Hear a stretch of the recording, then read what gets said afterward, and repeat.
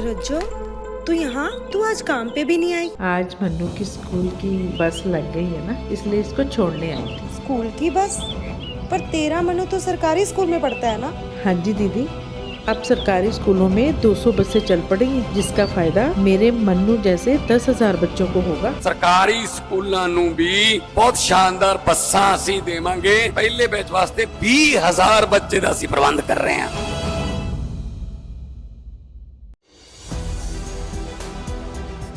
4 PM news network में दोस्तों आपका स्वागत है। मैं हूं आपके साथ राशिद जहीर। ईडी में और मोदी जी के सरकारी वकीलों में किस प्रकार की गड़बड़ियां सामने आई, और वो भी समक्ष किसके? सुप्रीम कोर्ट के जजेस साहब के। पता चल जाएगा कि अंदर बाट क्या क्या हो रहा है।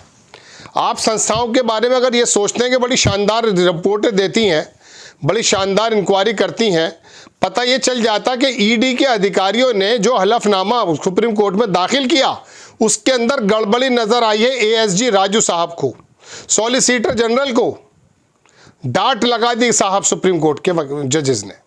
पूरी कहानी सुनाऊंगा आपको, लेकिन दो शब्दों में समझ लीजिए पृष्ठभूमि क्या है। दरअसल दोस्तों, एक प्रदेश में एक शराब घोटाले का मामला आया। अभी आपको बता देता हूं कहां आया। उसकी जमानत का मामला चल रहा था। हलफनामा 51 पेजों का दाखिल हो चुका है, लेकिन एएसजी राजू कह रहे हैं साहब इसके अंदर गड़बड़ी है। यानी कि ईडी ने जो हलफनामा दाखिल किया है उसके अंदर मुझे गड़बड़ी नजर आ रही है। पूरी बात मैं आपको सुनाऊंगा। ट्रिब्यून ने भी इसको लिखा है, लेकिन उससे पहले मैं आपको दिखाना चाहता हूं। लाइव लॉ की एक रिपोर्ट थी, मैंने ली है आपके लिए। आप कुछ मिनट मेरे साथ बने रहिए। देखिए, मैं आपको पूरी बात बता दूंगा और आपकी समझ में आ जाएगा कि एक्चुअली में ईडी, आईडी, ईडी, ओडी, नीडी जो भी आप समझते हैं, इनके अंदर लूप होल्स की कितनी गुंजाइश है। कभी शिमला का अधिकारी पैसे लेने देने के चक्कर में भाग जाता है, हटाना पड़ जाता है अधिकारियों को, और कभी राजनीतिक हित साधने के लिए ईडी का जो इस्तेमाल सरकारें करती हैं वो भी आपको बखूबी मालूम है। लाइव लॉ की रिपोर्ट है कि ईडी में कुछ गड़बड़ है। एएसजी एसवी राजू ने हलफनामे पर कहा, सुप्रीम कोर्ट बोला गंभीर मामला। इन्होंने बड़ी अच्छा इस्तेमाल किया है हेडिंग्स को, अलबत्ता वहां डांट का माहौल था। Additional solicitor general SV Raju जो हैं, मोदी जी के वकील मानकर चलिए, शुक्रवार 17 जनवरी को सुप्रीम कोर्ट के समक्ष चौंकाने वाला बयान दिया। उन्होंने कहा कि प्रवर्तन निदेशालय यानी कि ईडी द्वारा दाखिल जवाबी हलफनामे में कुछ गड़बड़ है। एएसजी ने जस्टिस अभय एस कोक और जस्टिस उज्जवल भुइया की खंडपीठ को बताया कि जो पीएमएलए मामले में जमानत याचिका पर विचार कर रही थी, ईडी का जवाब हलफनामा अधूरा है और उचित जांच के बिना दाखिल किया गया है। मतलब जांच ही पूरी नहीं हुई है और दाखिल कर दिया ईडी ने। एएसजी के मामले सुनवाई शुरू होते ही कहा एएसजी ने कि जहां तक मेरे विभाग का सवाल है, इसमें कुछ गड़बड़ है। बिना परामर्श के ही हमारे द्वारा पेश होने से पहले जवाबी हलफनामा दाखिल कर दिया गया।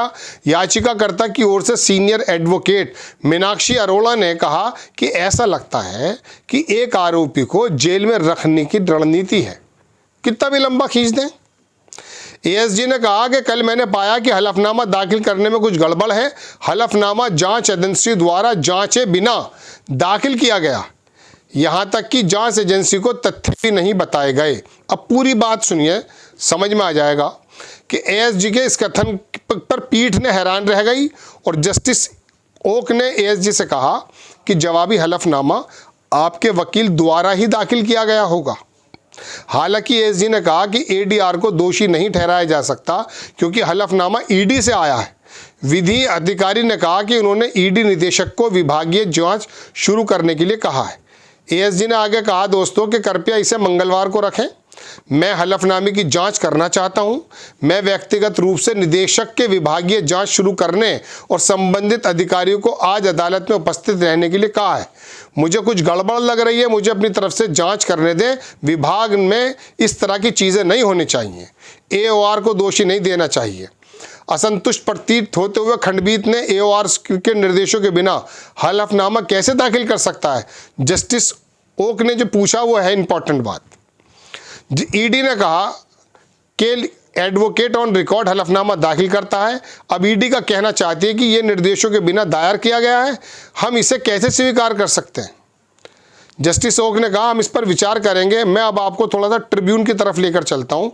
अंग्रेजी अखबार है, इसने पूरी डिटेल छापी है एक्चुअली कि हुआ क्या है।